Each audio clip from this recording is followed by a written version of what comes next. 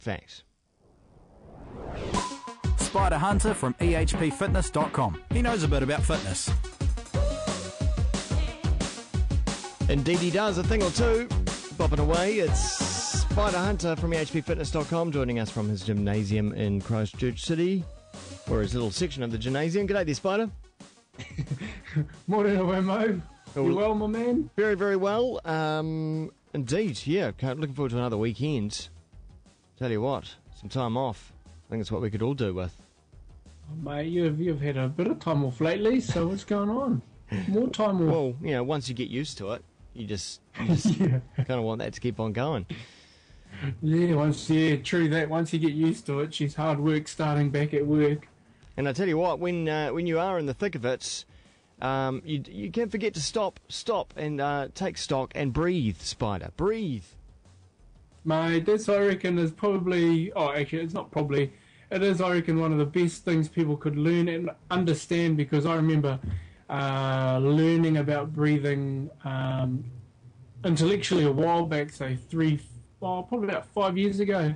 You know, and I read it, I get it. But now I actually take stock in it, and it's breathing is a massive impact on health. It's far more important than 99.9% of supplements that people take. Interesting. So when you say you learnt it intellectually, what do you mean by that? Oh, like, you can read about, how to breathe properly. So there's diaphragmatic breathing. So like Pavarotti and singers, they'll breathe from the lower abdominal region or from the stomach region as opposed to just chest.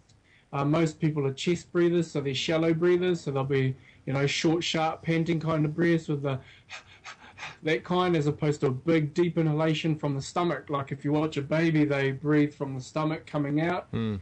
So they get a big, deep breath from, all of the lungs as opposed to just the chest cavity. So that's, an intellectual version of it. But to do that consistently and consciously is there's a big thing called the Great Wall of China in between those two things, knowing and doing. Yeah, so there's that's interesting that we're born knowing how to breathe, but we forget how to breathe somewhere along the line.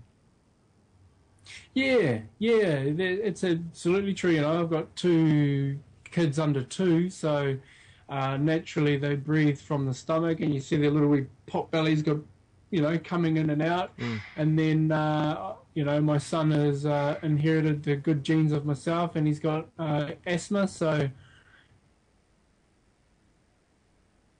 And... his lungs. Oh, right, really? So he's... So, what do you do in that situation? With the child with young asthma like that. I mean, is it all about treating with drugs, or there are other ways? There's definitely Ventolin. I mean, obviously, most people of Ventolin, and they go on about preventative inhalers now, which I don't tend to agree with. I think it's just another form of cop-out. I think, Ventolin on top of learning how to consciously breathe. Yeah. And even if you don't have asthma, I think it's just a great stress reliever. Like if the first thing we do when we're stressed, whether you've got asthma or not, is constrict. So we tighten up our chest, we tighten up our neck muscles, we all kind of go into a big knotted ball, and that in a simple full breath, while you're in a stress situation, whether it be from asthma or from work-related, environmental stress, anything, is going to open your body up and allow your system to flow as opposed to be constricted like a knotted ball. Mm. So in our day-to-day lives, what is a good practice for breathing? One that probably people could buy into without feeling too out there. Like, obviously, if you've got your own little office like me, and you can, like, if you're finding that you're at this work computer for 15, 20, 30 minutes, you can set the timer on your computer, and every 30 minutes you can open up your chest and have a big deep inhalation from the stomach, or practice from the stomach. So you come in, breathe in through the nose, but it comes from the stomach. You can see your stomach portray out. Open up the chest and then exhale back down. You do that 4 times and it's like getting up and moving about. If you want to flap your wings around Wammo, you're not in a shoebox like you and I are. There's other people around. All I would do again is exactly the same practice, but without the hands. So if you're in a stressful situation, the best thing to do is have a big, deep breath in. and then exhale.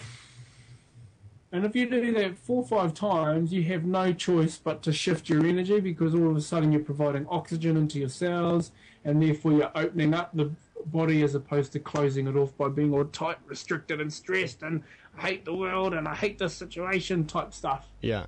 So it could quite literally change your state of mind.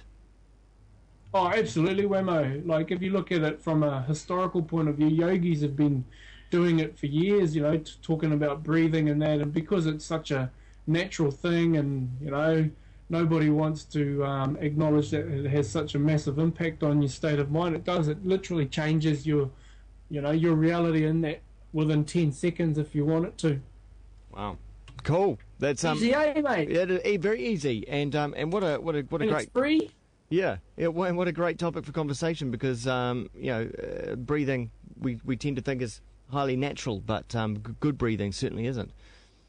No, absolutely. You know, like, it may take people a few times, but my suggestion to them is, you know, try it when you're not stressed and try it when you're stressed. And I mean, I'll go out on a limb, mate. I promise you it will shift. Ooh. You shift your mental attitude at that point in time. If you have big deep breaths in, and then big exhalation, big inhalation, big exhalation, you will shift. I will promise you will shift. And if you don't, you can email me and Twitter me and tell me I'm full of poos. Excellent. Well, that Twitter address is twitter.com/Spida Hunter, SPIDA Hunter, one word, and also go along to ehpfitness.com and continue the conversation there. Spida, see you next week. Thank you, brother. Time now here on